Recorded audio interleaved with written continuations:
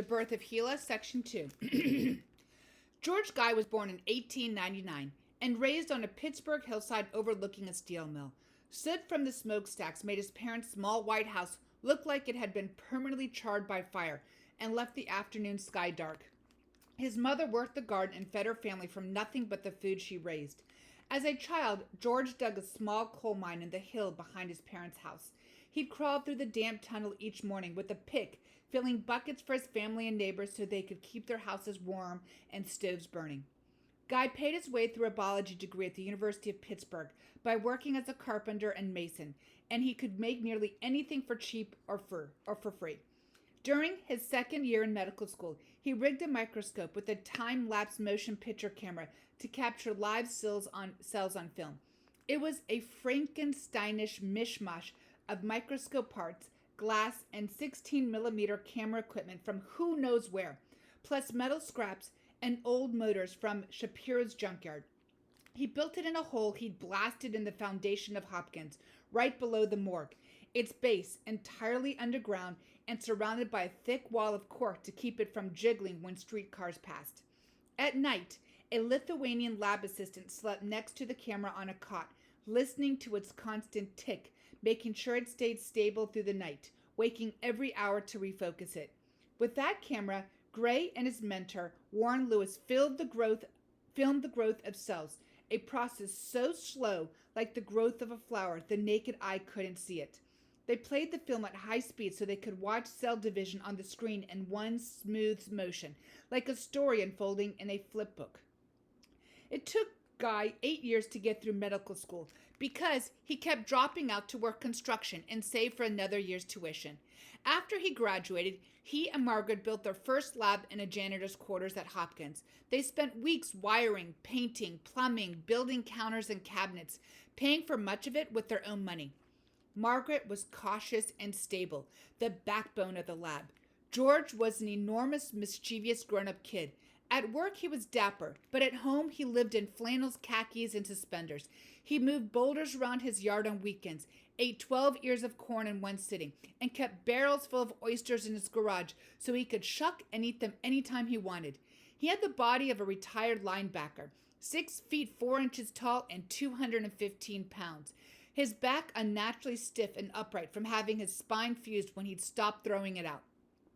When his basement winemaking factory exploded on a Sunday, sending a flood of sparkling burgundy through his garage and into the street, Guy just washed the wine into a storm drain, waving at his neighbors as they walked to church. Guy was a reckless visionary, spontaneous, quick to start dozens of projects at once, filling the lab in his basement at home with half-built machines, partial discoveries, and piles of junkyard scraps only he could imagine using in a lab.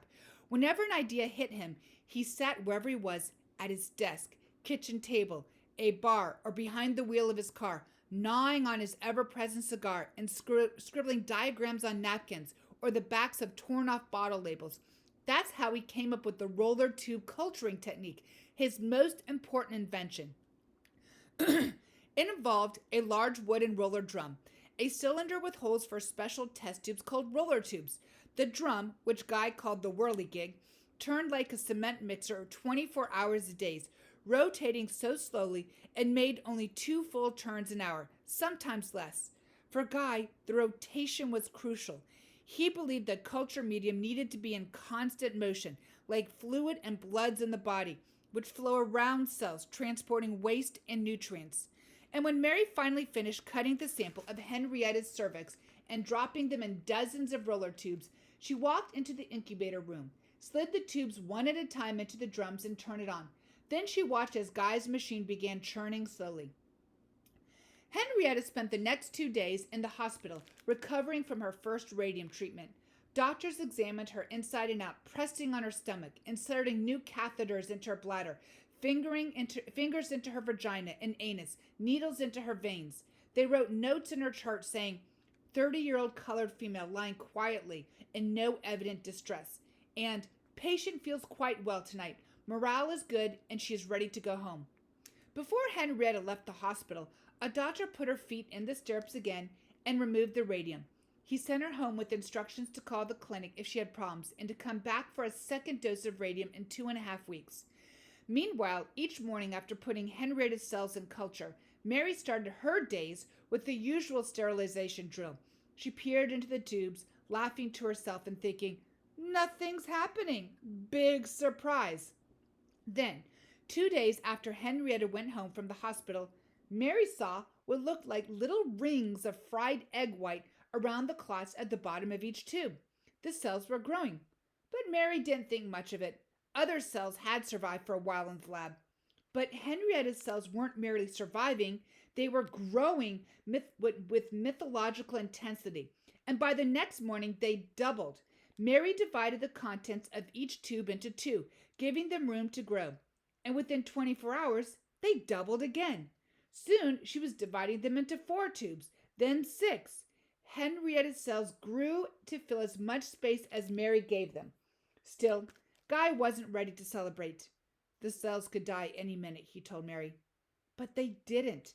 They kept growing like nothing anyone had seen, doubling their numbers every 24 hours, stacking hundreds on top of hundreds, accumulating by the millions, spreading like crabgrass. Margaret said, they grew 20 times faster than Henrietta's normal cells, which died only a few days after Mary put them in culture.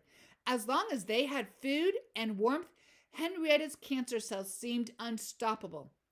Soon, George told a few of his closest colleagues that he thought his lab might have grown the first immortal human cells, to which they replied, can I have some? And George said yes.